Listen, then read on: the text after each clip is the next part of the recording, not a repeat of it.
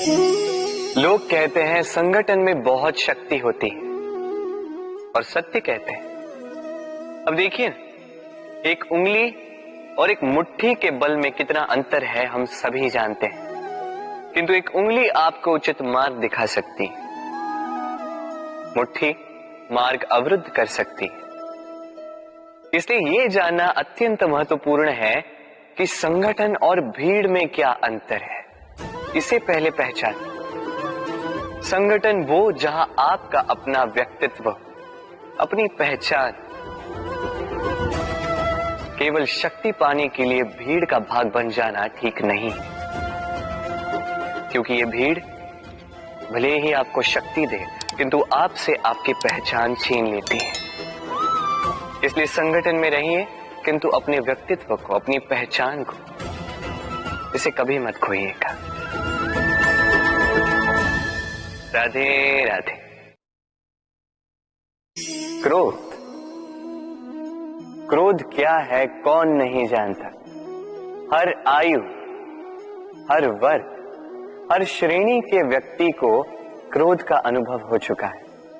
बल्कि किसी किसी का तो परिचय ही इसी प्रकार दिया जाता है कि व्यक्ति अत्यंत क्रोधी है, इससे तनिक बच के ही रहना। अब क्रोध क्या है हम सभी जानते हैं, किंतु ये क्रोध कर क्या सकता है ये बहुत कम लोग जानते हैं। क्रोध कुछ इस प्रकार है, किसी जलते हुए अंगारे को पकड़ना और किसी और की ओर फेंकना। अब इसके पीछे आपकी मंशा होती है सामने वाले को जलाने की, किंतु उससे पहले तो आपके स्वयं के हाथ जल जाते हैं। तो स्मरण रखिएगा, जब भी आप किसी और पर क्रोध करते हैं, सर्वप्रथम वो आपके विनाश का कारण बनता है। मैं कहता हूं, जब इस संसार में करने के लिए प्रेम है तो क्रोध करना ही क्यों।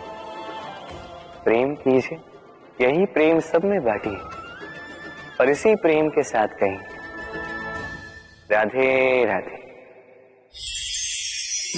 भय, ये भय सदैव मनुष्य के साथ ही रहता है। कुछ खो देने का भय, जो पा लिया उसे खो देने का भय। अब जिसके हम निकट हैं उसके दूर चले जाने का भय, जो हमारा है हमसे छिन जाने का भय। अब मनुष्य सारा जीवन व्यतीत कर देता है इस भय की छाया में।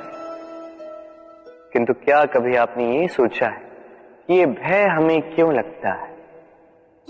ये भय हमें इसलिए लगता है क्योंकि हम उस व्यक्ति, उस भाव, उस वस्तु को स्वयं से समेट कर रखते हैं। हम स्वयं उसे इतनी शक्ति दे देते हैं कि वो जब चाहे तब हमें छोड़कर जा सकता है, हमें कष्ट पहुंचा सकता है। किंतु यदि हम उस भाव, उस व्यक्ति, उस वस्तु से निर्लिप्त रहें, उसके आकर्षण से हम मुक्त हो जाएं, तो ना ही वो हमें छोड़कर जा सकता है, ना ही हमें कष्ट पहुंचा सकता है। इसलिए स्वतंत्र रहिएगा और सबको स्वतंत्र रखिएगा, प्रेम को भी। राधे राधे। अस्तो मां सद्गमय, तमसो मां ज्योतिर्गमय, मृत्युर्मां मृतम गमय। कभी आपने सोचा है, काला रंग ना होता तो क्या श्वेत रंग आपको भाता?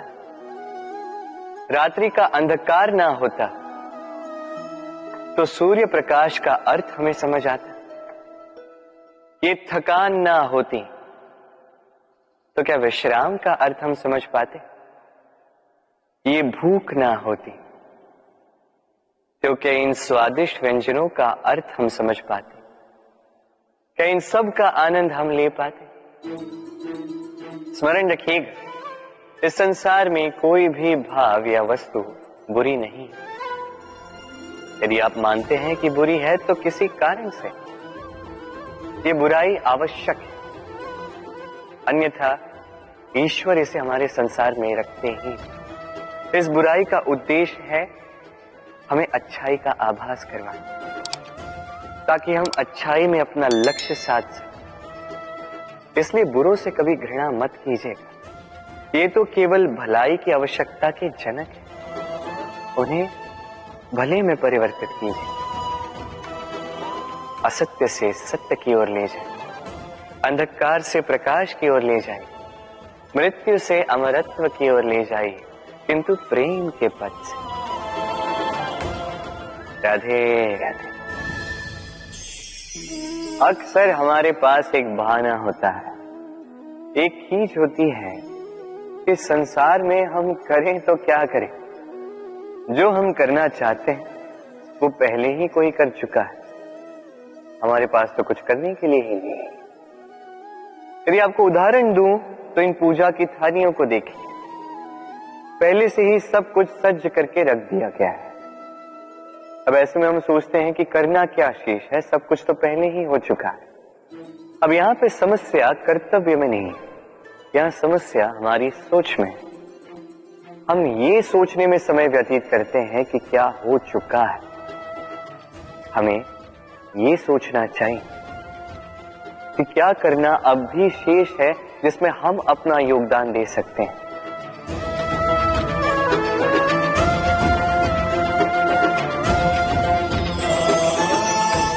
समझे?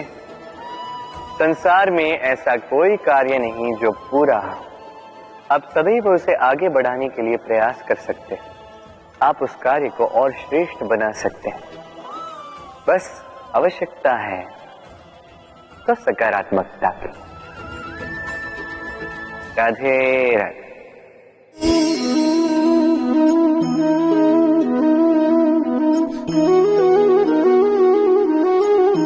चलिए आज आपसे एक प्रश्न पूछता हूं। मनुष्य अंधकार से भयभीत रहता है, ऐसा क्यों? इसका उत्तर है कि इस अंधकार में मनुष्य कुछ देख नहीं पाता, न आगे देख पाता है न पीछे, आसपास क्या है समझ नहीं पाता, न अपनी राह देख पाता है न अपना लक्ष्य। इसके कारण अपना विश्वास खो देता है और इसी कारण से भयभीत हो जाता है। चलिए अब आपसे एक और प्रश्न करता हूं। क्या इस संसार में इतना अंधकार है कि इस दिए का अस्तित्व ही मिटा दे? नहीं, उल्टा ये दिया अंधकार को चुनौती देता है, स्वयं जलकर संसार को प्रकाश देता है। ये छोटा सा दिया, अब जब ये छोटा सा दिया अंधकार से भयभीत नहीं होता, तो भला आप क्यों असफलता से भयभीत होते हैं? आपके भीतर एक अमर आत्मा है, बस आवश्यकता है तो उस आत्मा को जगाने की। अपने भीतर की इस ऊर्जा को जगाकर तो देखिए,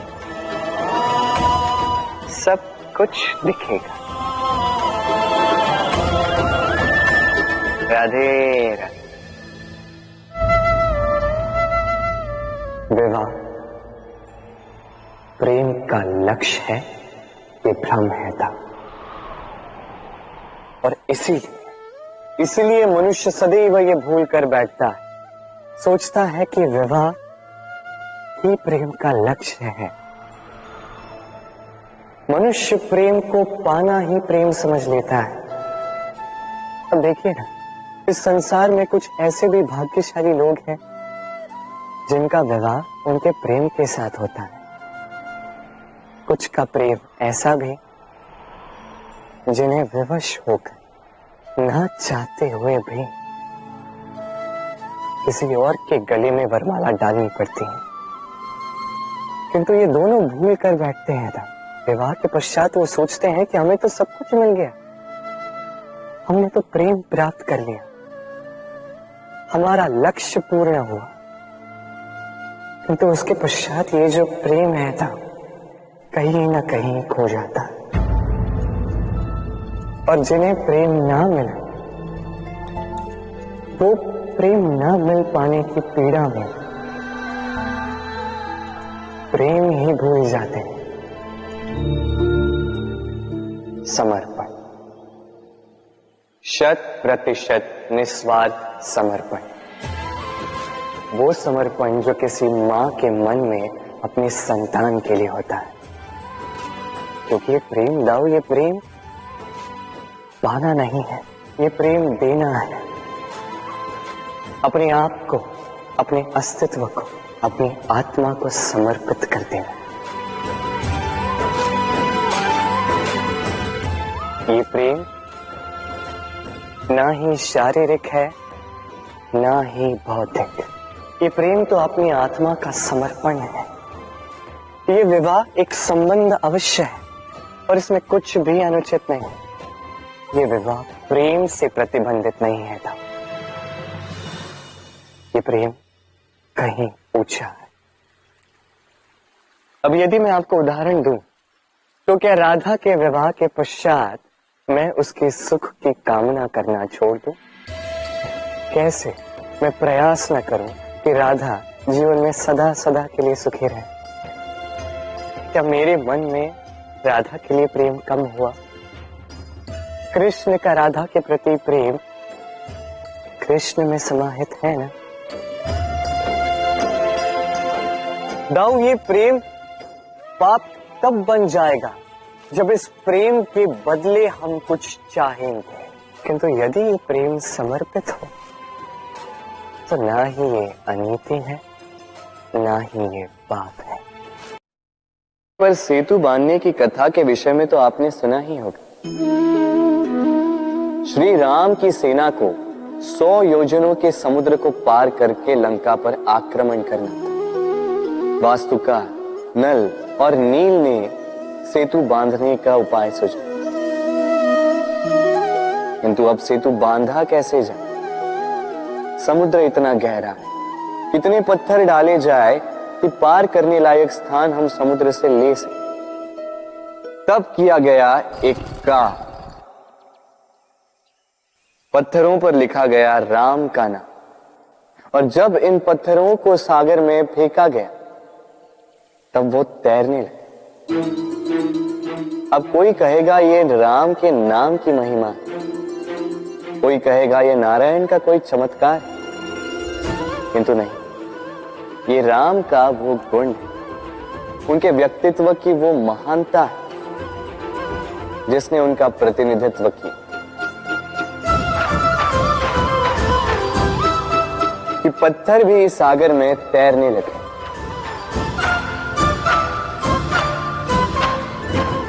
उसी प्रकार जहां हम नहीं होते वहां हमारे गुण हमारा प्रतिनिधित्व करते हैं।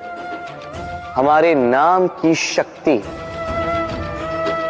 हम स्वयं बनाते हैं, अपने कर्मों से, अपने गुणों से। अब चयन आपका है। आपके नाम के सहारे कोई विपदा से बाहर निकल आता है या आपके अपयश के दुष्कर्मों से कोई डूब जाता है। अच्छे से चयन कीजिए। राधे राधे। कभी किसी पंछी को देखा है? जब उसे अंडे देने होते हैं तो वो सर्वप्रथम एक स्थान खोजता है, एक स्थान जो वर्षा, धूप, शत्रुओं से सुरक्षित हो। फिर वो अपना घोंसला बनाता है, फिर अंडे देता है, और फिर जब उन अंडों से नन्ही संतानें निकल आती तो उन्हें भोजन देता, उनकी सुरक्षा करता। परंतु जब उनके पंख निकल आए तो ना उन्हें भोजन देती है, ना ही उन्हें घोंसला बनाना सिखाती। उड़ने की कला सिखाती है बस। फिर वो नन्ही संतानें उड़ने की कला सीखकर स्वयं अपना भोजन लाना सीख जाती, स्वयं घोंसला बनाना सीख जाती। और हम मनुष्य क्या करते हैं? संतान के बड़े होने के पश्चात भी उनकी चिंता में सूखते हैं, प्रयास करते हैं कि उनके लिए घर बना सके, अपनी संतान को और भी शक्तिशाली बनाने के स्थान पर पंगु कर जाते हैं। जीवन में वही कीजिए जो एक पंछी करता है। अपनी संतान को उड़ने की कला सिखाई, संस्कार दीजिए, और एक समय के पश्चात उसे स्वयं अपना आकाश चुनने को मुक्त कर दीजिए। राधे राधे।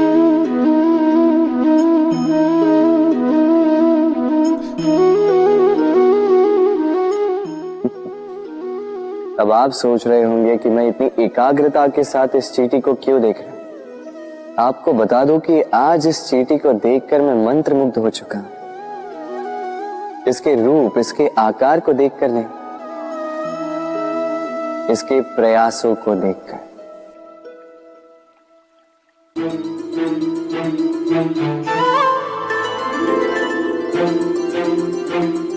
आप जानते हैं, अनगिनत प्रयासों के पश्चात चींटी अपना एक छोटा सा घर बना पाती, जो अन्य जंतुओं के लिए सरल सी बात है। वो चींटी के लिए उसके जीवन की सबसे बड़ी घटना, सबसे बड़ी सफलता है। भविष्य में चींटी रहे न रहे, इनके बनाए हुए घर वर्षों पश्चात तक टिके रहते हैं। जीवन में सफलता के साथ भी ऐसा ही होता है।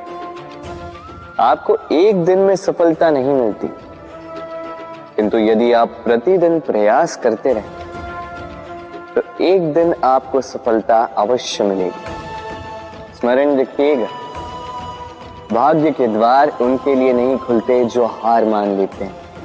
भाग्य उनका स्वागत करता जो उठकर उनके द्वार खटखटाने का प्रयास करते। तो प्रयास करते रहे, सफलता एक न एक दिन आपके पास आएगी। राधे राधे। क्या प्रेम में विवाह करना अनिवार्य है? तुम्हें क्या लगता है? बात बुराई की नहीं है राधा, बात है बंधन और जुड़ाव की। राधा, विवाह एक ऐसा पवित्र बंधन है जो दो लोगों को एक जीवन के लिए बांध के रखता है। किंतु प्रेम एक ऐसी भावना है राधा, जो दो प्रेमियों को अनंत काल तक जोड़कर रखती है। विवाह में कोई बुराई नहीं है राधा, किंतु क्या इसे प्रेम के अनंत बंधन का अंग बनाना उचित होगा? जो प्रेम अलौकिक है राधा, उसे सांसारिक बंधन में क्यों बांधना? हमें देखो, इस क्षण को देखो, अभी भी हम साथ में ही है ना।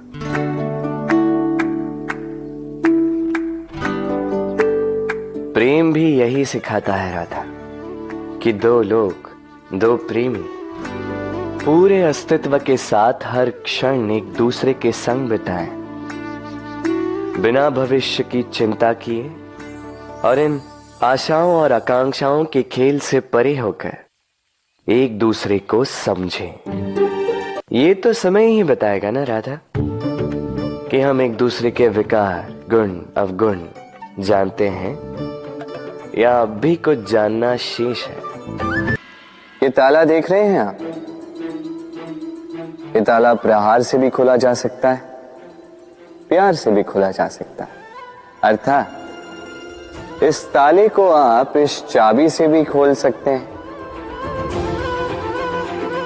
इस हथौड़े से भी खोला जा सकता है, किंतु खुलने में अंतर होगा। यदि आप इस ताले को प्रहार से खोलोगे तो ये पुनः काम नहीं आएगा,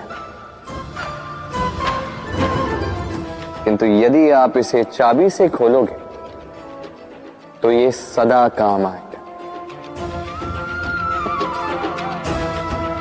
हमारे जीवन में संबंध भी कुछ इसी प्रकार होते हैं। हमारे जीवन के आनंद रूपी धन की रक्षा करते हैं, किंतु प्रेम से। यदि क्रोध से किया जाए तो फिर वो किसी काम के नहीं रहते। इसलिए उन्हें सदा प्रेम की चाबी से खोलिएगा,